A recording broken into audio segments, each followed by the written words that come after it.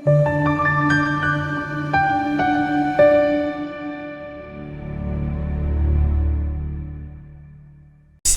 ukukhuluma nawe kwi-channel kaMphathi Sonic, i-channel enoflake isicelo sobalulekile kufanele ukulike no-subscribe kakhulu-ke.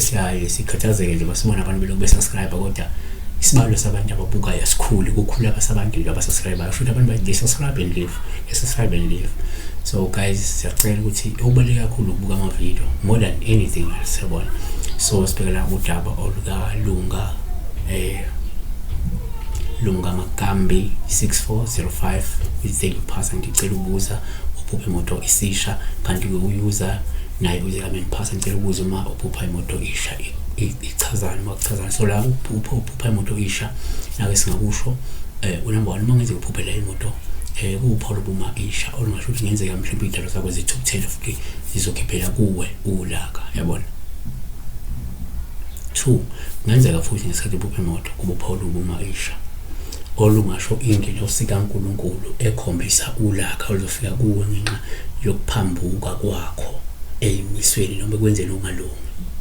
Isaiah 66 verse 15 ngokuba ke bheka uJehova uyakufika ngomlilo, izinqola zakhe zibe njengesivunguvungu, ukubuyisela intukuthelo yakhe ngokufutheka nokukhuza kwakhe ngamalanga omlilo. 3 kuyenzeka futhi ngesikhathi uphupha la imoto kuba uPawulu bimaisha olungasho ukuthi ke uzobhekana nezingxabano wena nezinsolo, insongo, amacala noma ukusongelwa nokukhashelwa abanye abantu. Okusho lento kuyenzeka kwesinye isikhathi uthola ukuthi uma kuzoba nengxabano, kuzoba namacala azovela noma insolo zobekwa zona noma insongo noma ukusongelwa ke okanye noma ukukhashelwa, uyawubona umlilo kungasha leyo moto.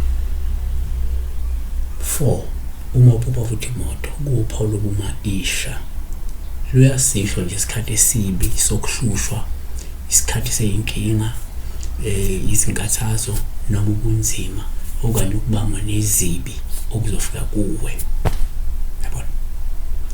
5 kungenzeka futhi uphupha imoto kuba uPawulu buma isha lisho nje uzobhekana nobunzima noma ubuhlungu uma ukuthi wena usukhulelwa, yabona. So kubi bona imoto isha, sabona.